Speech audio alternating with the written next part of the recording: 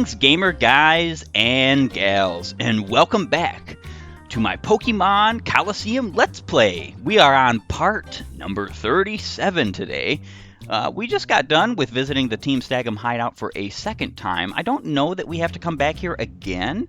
It's not impossible, but we have captured quite a few Pokemon. In fact, I believe the post-game has either an equal number of Pokemon or more Pokemon than the actual game itself. I don't know, pre-game, I guess? Actual story. And that's pretty, it's interesting that that's the way that they went with that, because the fact of the matter is that this Pokemon game doesn't very much have a lot of Pokemon to catch. It's one of the things I enjoy about it, actually. Some people would find that to be a bit crazy, especially with stuff like Sword and Shield coming out, and people not being able to catch all their favorite Pokemons and Dex and National Dex Crisis and all this other stuff that don't actually matter. Back in the day, in Gen 3, which is where we're at right now, they had the same problem where there were some Pokemon that were basically left behind in Gen 2 and in Gen 1. And their way of getting around some of that was using Pokemon Colosseum and XD, and then eventually Leaf Green and Fire Red. And so basically you weren't able to catch every single Pokemon there was in any of the games, period. You had to have multiple games, and some people think that that's like a scam, or Pokemon's doing that for, money-making processes. Not really. Pokemon's entire design from the very start was people being social with each other. Because for some reason, and I don't understand this per se, but only Nintendo seems to have the foresight to know, even today, that gaming itself should not be an antisocial mechanism, which is what it is. Gaming has become an antisocial mechanism, regardless of whether your opinion agrees.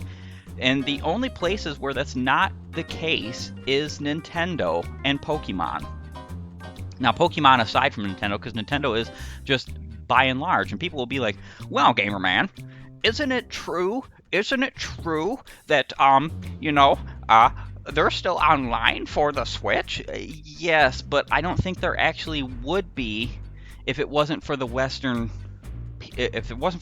peoples. And the reason why this is because part of the reason why the Switch is the way it is, it's a hybrid console, was because their design philosophy was, hey, how about we give people great games that they can play on their big screen and take on the go at the same time. We can kill two birds with one stone. Instead of focusing on some home console hardware and some handheld console hardware, they just did both at once. I actually think that they're probably going to continue with this style pretty much forever. Now, is that a guarantee? No. I think that, the obvious next choice is to have like a dedicated home Switch, like a Switch Pro, quote unquote, blah, blah, blah. But moving on. So in Japan, the majority of people don't play online with anything. They go to each other's houses, they take their Switches with them, they play on the go, they play on transit, and they play with other people. And the Switch has that compatibility with just about every multiplayer game it has to play with up to like 8 consoles locally without internet connection. That's incredible. They can connect to each other without internet. So that means that when internet dies for the Switch, like it will for inevitably all consoles, period, you can still play multiplayer with other consoles. That's not something you could do in the past with any console unless you had LAN cables and a LAN hookup, which is stupid. So it's like wireless LAN. There is so much about why I think the Pokemon Company, what they do is kind of brilliant in a way, and what Nintendo does is kind of brilliant in a way. And some people won't agree, and that's fine. But you know what? That's my opinion. And the opinion is due to the fact that we see a lot of very interesting things going on in the world concerning gaming, especially today. And I think that because this is a gaming channel, it's just kind of prudent, intelligent, smart, whatever you want to call it, to talk about games as a whole. I've even thought about making scripted content videos where I'm just speaking about games as a whole, the impact of certain things in gaming. And I've even thought about speaking about specifically politics in gaming and why it's destroying it. Not because I want to get political, but because I want to bring up the fact that like people pushing for these politics in games are destroying games. And most of those people don't play games. Let's be real. Obviously, I'm not going to have politics in gaming in regular videos because that's ignorant. I want to stay as far away from that as possible. You're never going to see me play games on this channel that focus on politics. And the reason why is because politics are evil. You might not believe that. You might even think, well, politics are necessary because the people that are above you, you know, your overlords, tell you that. But they're not. They're not. Games are supposed to be an escape. An escape from everyday mundane life. But they don't have to be an anti-social escape. So that's why I do like how Pokemon takes their whole like trading and you know, social aspect of their game, because it is social. Trading with other people is social. Now, do people always do that? No. Back when I was growing up, we didn't have trade cables. It's much easier to trade now, but we didn't have things like trade cables. Most of the time we just had our game systems. Didn't really ask for trade cables. My parents would have given it to us if we asked for them. So I never got the chance to use traded Pokemon. So some of them are my favorites. Like Machamp. Love Machamp. Absolutely love him. When I played Legends Arceus and found out that you did not have to trade to get trade evolution Pokemon, and some of them you could just catch in the wild, like you could catch Machamps in the wild, I was like, I'm all for this. All for this. There should be ways in every Pokemon game to get these Pokemon regardless. But still, I do like the incentivizing. I do like that they do different versions. And I do actually like what they did with Sword and Shield, where instead of having a third, like a tertiary version, they just put DLC in the game. And some people will say, well, DLC is bad. And you're right, in some cases. Not in all. But without further ado, because I just wanted to rant a little bit about something that was constantly on my mind about some things going on here, because I love Pokemon Colosseum and XD's design. I love the fact that you don't get very many Pokemon. You have a very limited roster. I love that. I wish they would do that more. I would love to see this game be brought back. But, you know, let's go ahead and check our email, because we did just get an email, and it was probably for our next story beat. Who is this? Bit from the Under. Hi, it's Bit in the Under. I was taking photos the other day when I saw this guy with this amazing head, so I snapped him. He was singing this weird song, something about the Colosseum being his new place. Uh-huh. Look at that! He's at the UFO, and he's going down? Huh. Now, how do we go down? Let's see.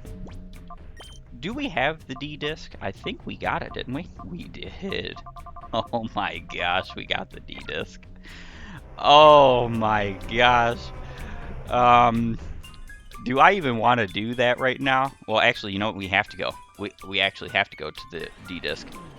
Or use the D-Disc. There's a reason why. I don't think we can actually do what is down there, but we can get something. Alrighty. Let's go ahead and use the D-Disc. Fly ourselves down with the UFO. You know, it's actually really funny.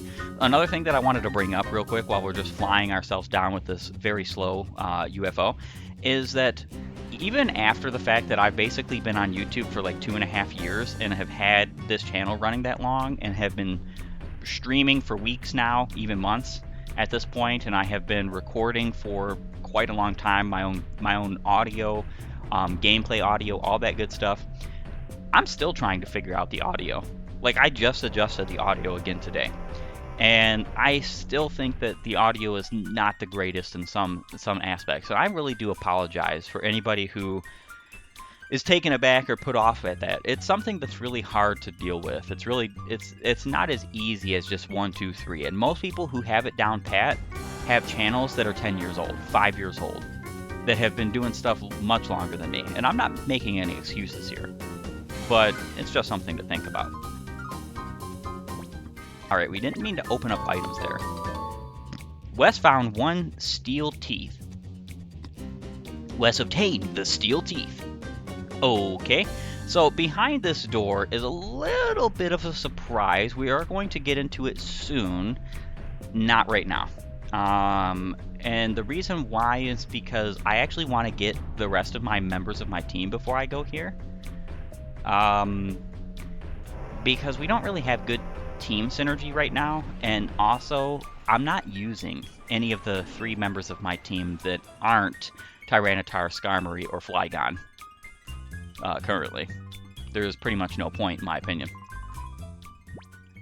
So we're going to go ahead and use the F disc to go forward. What else did you think it meant? Alright, so get out of my way, Rui, and random stranger dude. Alright, let's go forward. We're going to be using these steel teeth. It should say something like steel dentures or whatever, but I'm pretty sure they didn't want to exactly give it away immediately. Woof, woof, woof, muff, whiff, weef. Hand over the steel teeth to the old man? Yes. Wes handed over the steel teeth to the old man. Harumph! Pokemon Pikachu picked a peck of Pokeballs. Ah, no more air leakage. I can finally talk normally again. You're a savior. I thank you for your kindness. It's perhaps not much of a thanks, but I'd like you to have this. Wes obtained the L disc. I have another one, so don't concern yourself over me. What would you need another one for, though? After we see what the L disc gives, why would he need it? Like, it goes in one place. I mean, obviously we know where the L disc is going to go. Let's go ahead and... these 2 are the most important, the F and D discs, so I'm putting those there. The U, L, and R disc are actually totally pointless. Well, especially the U and L. After you use them, even just once. There's nothing more to gain from using the U disc, unless you want to go over there because you're privy to going up into Pyrite that way and sitting in the tower. Does it really help you any? Absolutely not. But you can do it. You absolutely could do it. Alright, alright. Taking forever on this UFO. Again, this is basically this game's HMs, and I don't really care for it. It's not bad. Wes found 1 amulet coin. Awesome. So this is the earliest in the game that you can actually obtain the amulet coin. There is no possible way to obtain it any sooner, which sounds pretty dumb in a way.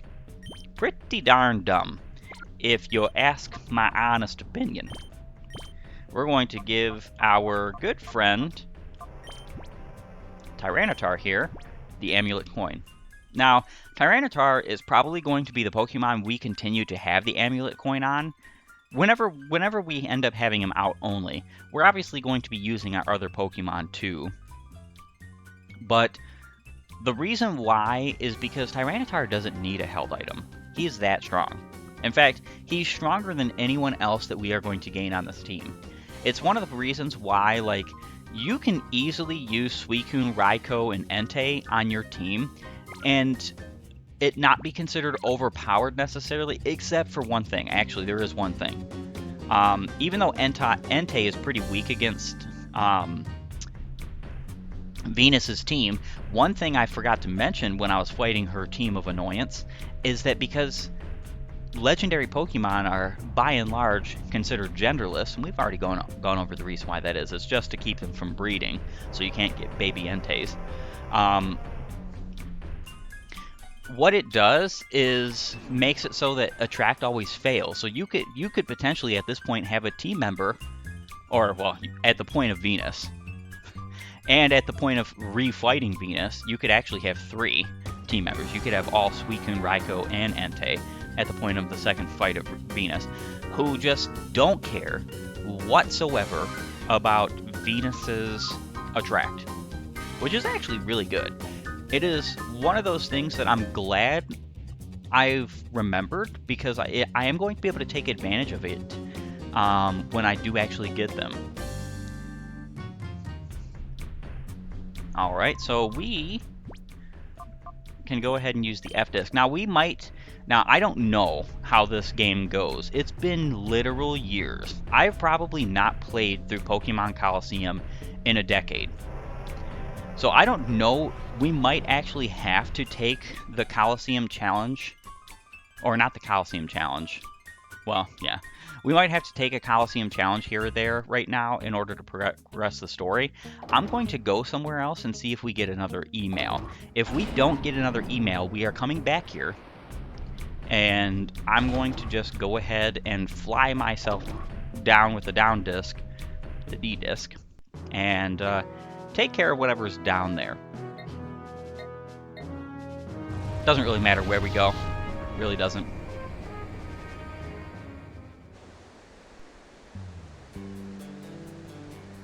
Alright, so I have a feeling, a sneaking suspicion, that we are going to have to go down with the D-Disc before we can complete the story, or go any further, which is fine, but the only reason why I just don't care about it right now is because there's still 3 members of my team that could use the experience points that we're going to gain down there. However, we are going to gain a massive amount of money. This is the part of the game where you finally start getting so much money you don't know what to do with it all. Which is cool, because you need a lot of money. Like, you need a lot of money in this game if you're going to take advantage of the Cologne case and the Vivid Sense, which I'm going to do. I am going to purify pretty much all of my Pokemon, except for the ones in my party, with Cologne cases. Cologne case, Vivid Sense, and stuff like that. So we're going to go ahead and use the D-Disc. Yeah, this seems kind of a little bit of a waste of a time, because I could have already been down here and doing this, but I didn't think it was absolutely necessary. That was something that is a bit my own issue. And again, like I said, I'm not going to play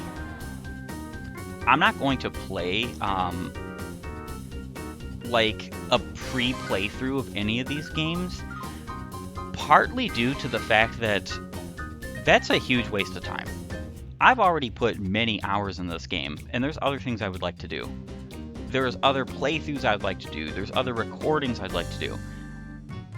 And besides that, it's not like we can't get through the game anyhow, anyway. So let's go ahead and see what's behind door number 1.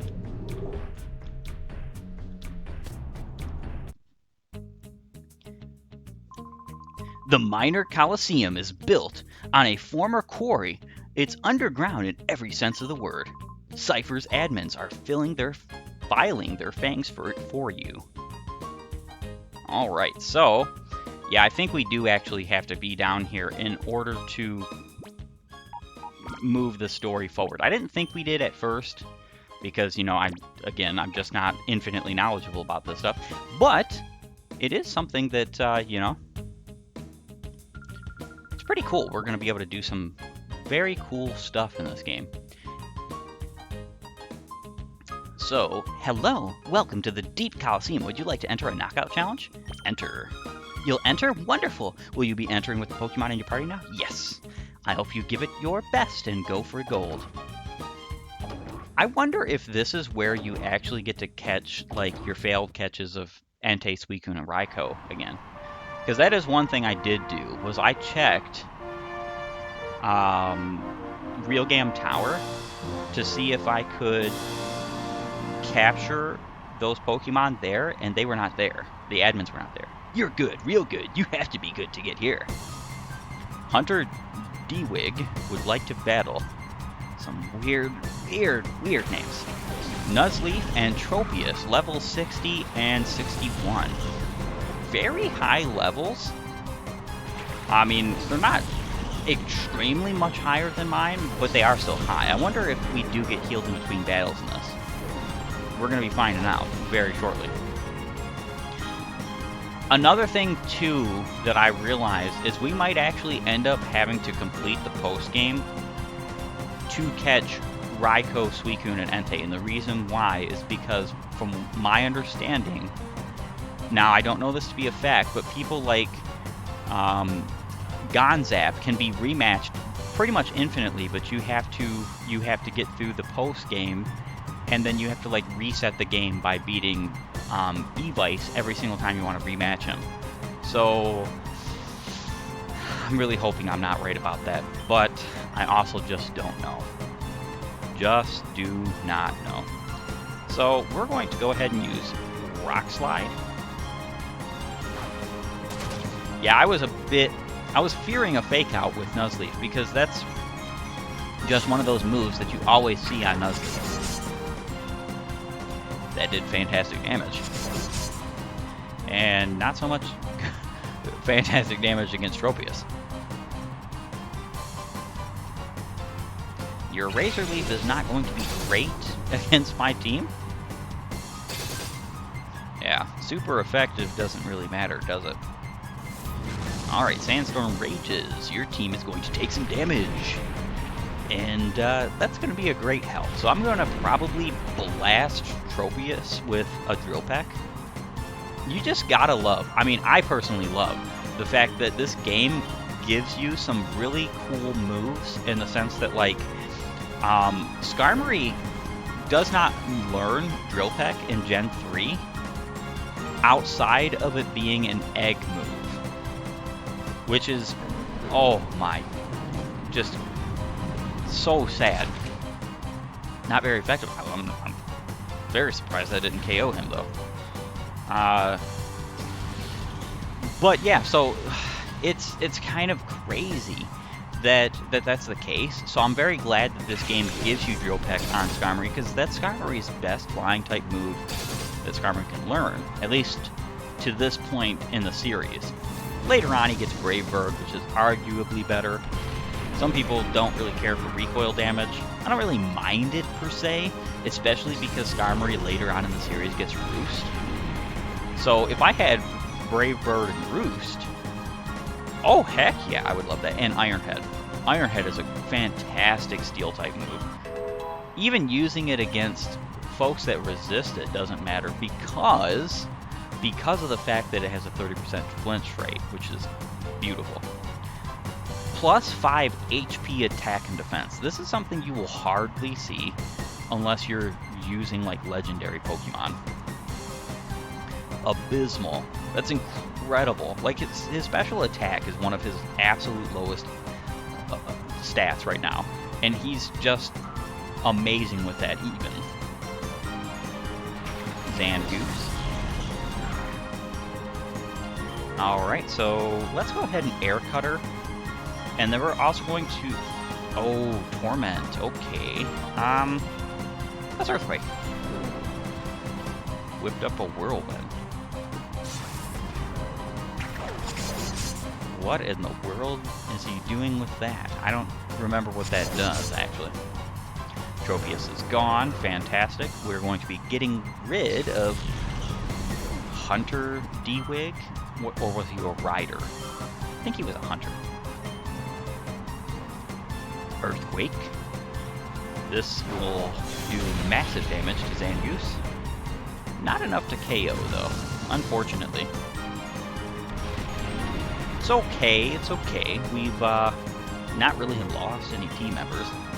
Yeah, so this is pretty much what I want here, is just the okay, so it was Razor Wind. One of the dumbest moves in all of the series is a normal type attack, so it's not even a flying type attack, even though it's wind-based. And it's a 2-turn attack that has only 80 base power. Why? Like, it has an increased critical hit chance, but that means in this gen, from your 6.25 chance to crit, you have a 12.5% chance to crit. Wow, I'm so impressed. You'd have to have a crit item on you to make that worth it. Player defeated Hunter D-Wig. You are good, like real good.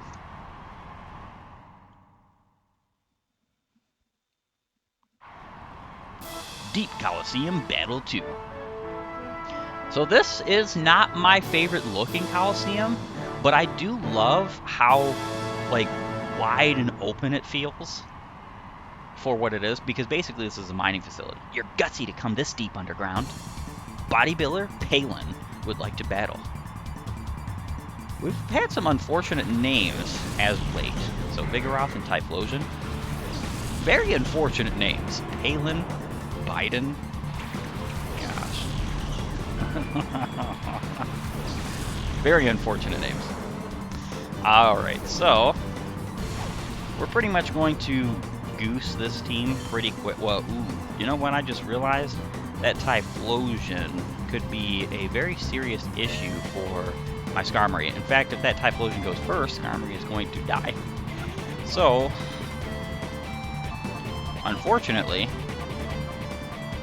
I mean, I could swap out to Espeon, because I don't want Flygon to, like, take a hit and then instantly die. But I don't know. I don't really care for getting more experience points for Espeon. Let's try it. Let's try it. We do definitely get healed up, so there's that. And I think we just want to spam Earthquake here. Flygon has Levitate as an ability, so even though it's a Dragon Ground type... Ooh, Earthquake. You're kind of helping me there, if we're being honest, because Vigoroth needs to go down. Alright, so... yeah, super effective. 4 times super effective to be exact.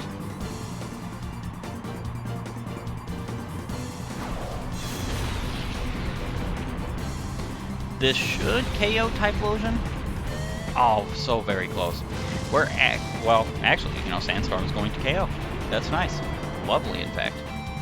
I'm probably going to switch out Tyranitar here to Skarmory because I have a feeling Vigoroth is going to keep attacking with Reversal. And even if Tyranitar had full health right now, Reversal will KO because it gets stronger the more damage you have taken. So we're going to go ahead and Dragon Breath Hariyama, and then switch out to Skarmory here. It's going to be normal, effective, which might still KO Skarmory because Vigoroth is pretty strong. Not sure. Oh, okay. Well, never mind. Never mind. We just gotta wait and see what Hariyama does. Critical hit, that did nothing. Then again, Flygon is literally level 47. Vital Throw. Alright, so here's what we want to do here then. Hariyama got buffeted. We're going to attack Dragon Breath into Vigoroth, and then Drill Peck. Yeah, I think that's it. Yeah, Reversal gets more powerful as you have lower health, which is not fun for us, that is. For the enemy, you know, he's taking great advantage of it. She and her team. Alright, Skarmory gained some pretty good experience points. Flygon did as well. Drill Peck. Hopefully this knocks out Hariyama. Ooh, very close. Pretty sure he will be buffeted to death. Foresight. Thank you. I don't know why he did that, because I'm pretty sure Vital Throw, the move he is spamming, is one of those moves that can never miss. Tyranitar, Flygon all gained good experience points. Flygon is level 48. Very nice.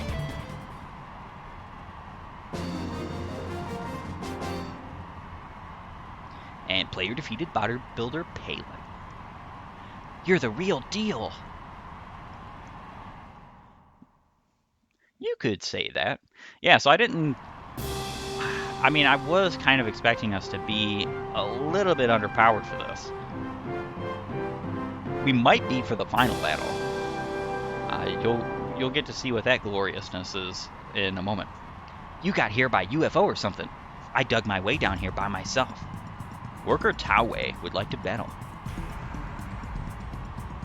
Houndour and Girafarig.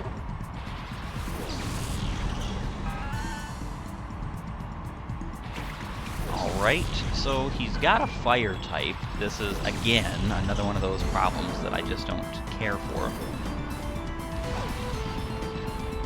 If I knew Skarmory could take a hit and survive, I would probably keep him in. Just because of the fact that I just kind of don't care about the damage that it would do if it wouldn't be like a KO. Alright, so what we want to do here, I think I've calculated that Earthquake is technically more powerful against foes that's super effective. I don't remember though. Maybe Rock Slide is... We'll try Rock Slide, because if Tyranitar goes first against either of these and gets a flinch, that's going to be awesome.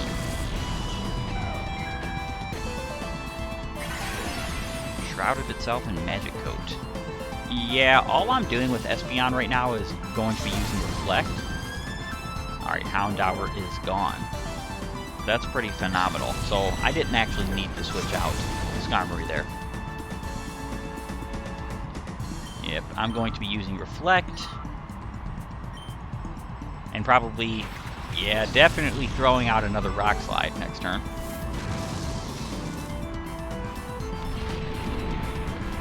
And then switching Espeon out for Skarmory pretty much the next turn is probably the best idea here. Again, I don't really care whatsoever about Espeon getting any kind of like treatment in this game, any kind of experience points anymore, because we're not going to be using Espeon anymore. We have no purpose. No purpose for him at all, because the fact of the matter is that well, all my Pokemon are just better. And Psychic types are not really that great anymore. So Ledion got the Mega Buff. 10% chance for that to happen. And Rock Slide. Goodbye, Ledion.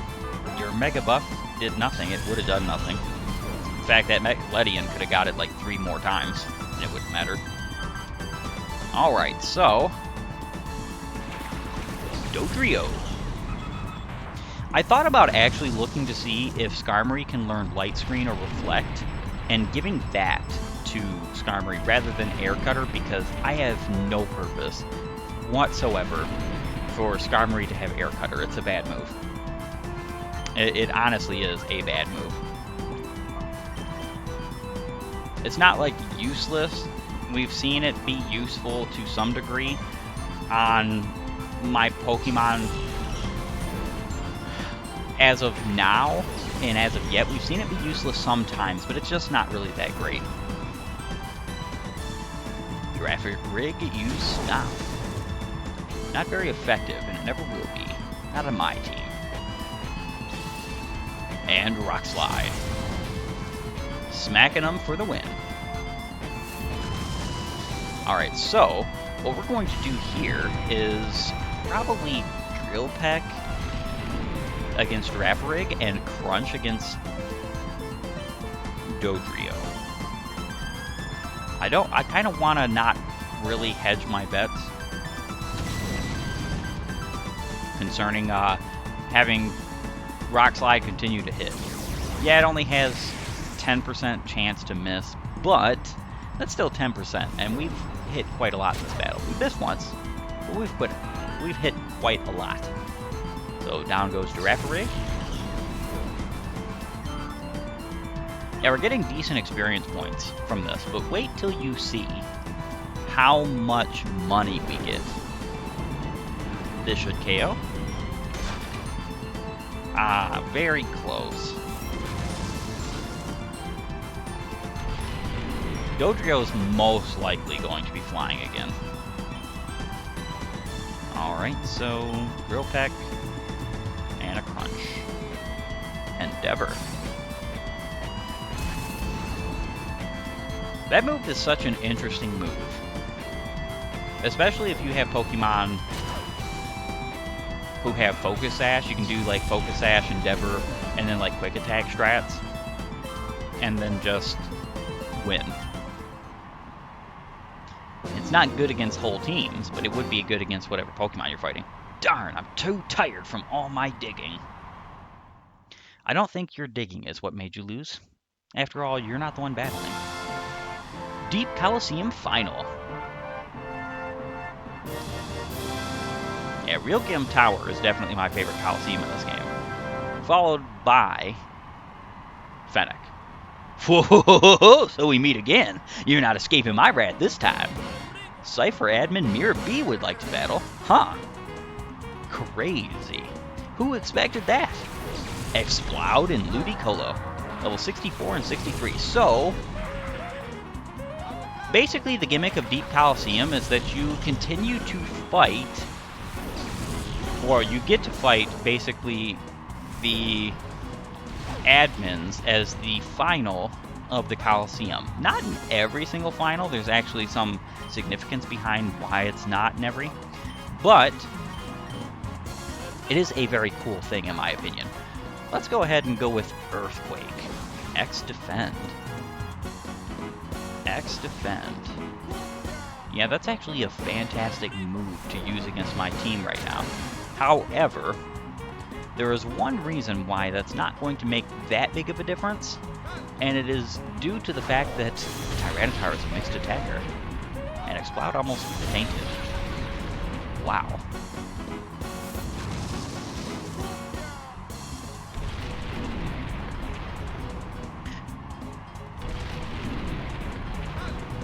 Yeah, with the way this is looking, we're going to have pretty much no difficulty whatsoever defeating this team. Alright, so let's go ahead with a Rock Slide. Drill Peck, and Ludicolo is gone. Pretty sure Mirror B actually has a pretty competent team in here, besides just his Ludicolo spam that he's so used to. Yeah, we're getting pretty good experience points. Flygon is, making waves. Level 65 Ludicolo. Exploud used Earthquake. Ooh, that actually took out quite a chunk of health. I was not expecting it to do that much, but that is okay. Exploud is gone. I actually really like Exploud as a normal type, especially in later gens with the whole Boom Burst and the strats around that and stuff. Flygon leveled to 49. Sent out Ludicolo. So he's got a Ludicolo and a Ludicolo, and he already lost Ludicolo. So maybe his team isn't that competent. But they are high level. You gotta give them that. Alright, so I think Drill Peck for this Ludicolo is fine, and we'll probably go with Crunch here. Is it likely that he's going to use another X Defend? I doubt it. Yeah, my Pokemon are quite a bit lower level than his, and we're still just flomping his team because of our team synergy. Armaldo. Another cool Pokemon. Hydro Pump. Tyranitar. We lost Tyranitar. That's unfortunate. Let's bring out Flygon for a moment. We might end up switching Flygon out immediately because I'm pretty sure he's going to have Ice moves. 4 times effective is just not something you want. Probably switch out Flygon for... Let's see. I almost want to Toxic that Armaldo. Let's Drill Peck Ludicolo, though. Yeah, we're going to switch out Flygon for Espeon because I'm almost for sure He's got a nice move. This will be how we scout it. And we'll probably end up using Reflect. I would love to get Reflect and Light Screen both on my team.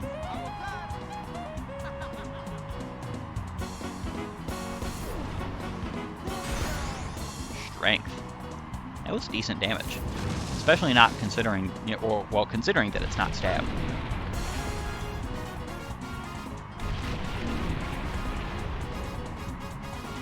And Ludicolo is about to faint.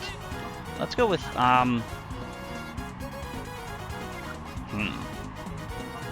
Air Cutter and Reflect. Only reason why Air Cutter is worth keeping.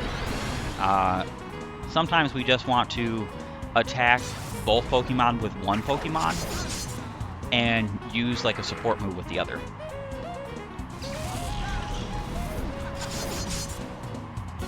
Yeah, I wasn't expecting that to do much to Armaldo. It's normal effective, and he's got tons of defense. This will KO Espeon.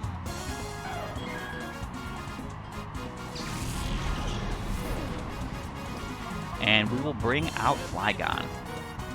So Tyranitar is our highest level, so it's not so bad that we lost him, that he went down and whatnot, but still kind of stings.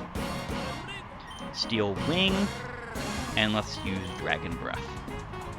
Hopefully we get the paralysis. We don't need it, but you know.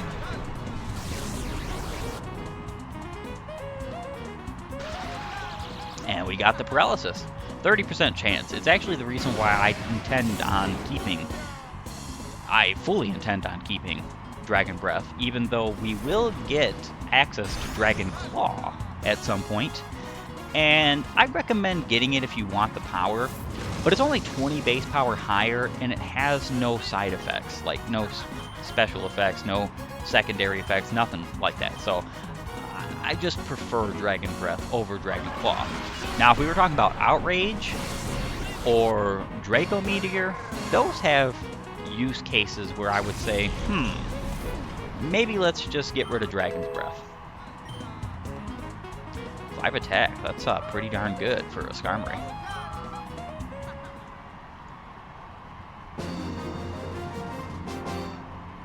Player defeated Cypher admin Mirror B. Oh no, no, no! My tempo is off again! This won't do at all!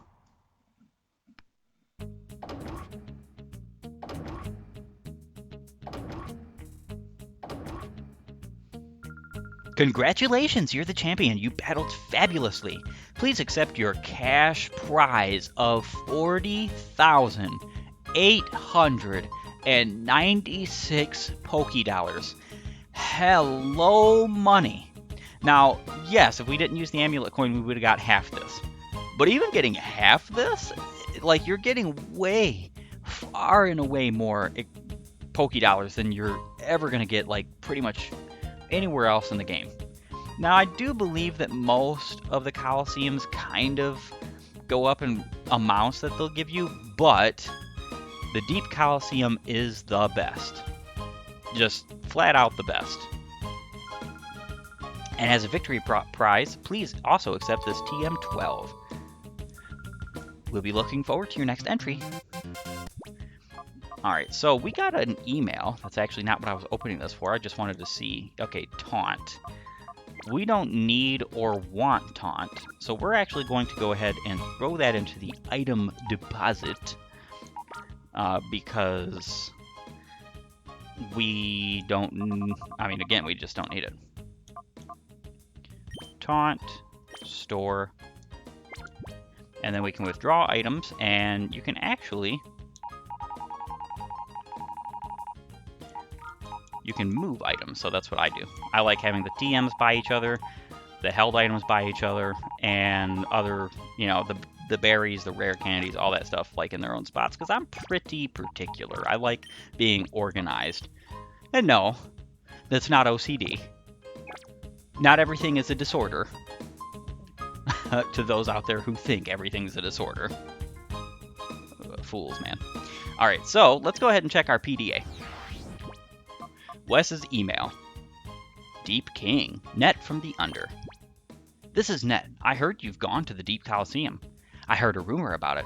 There's supposed to be a seriously tough trainer who goes by the name of Deep King. I wonder what Pokemon he uses. I wonder that too. And we're going to have to continue wondering that because I think this is a perfect opportunity for us to go ahead and call it an episode.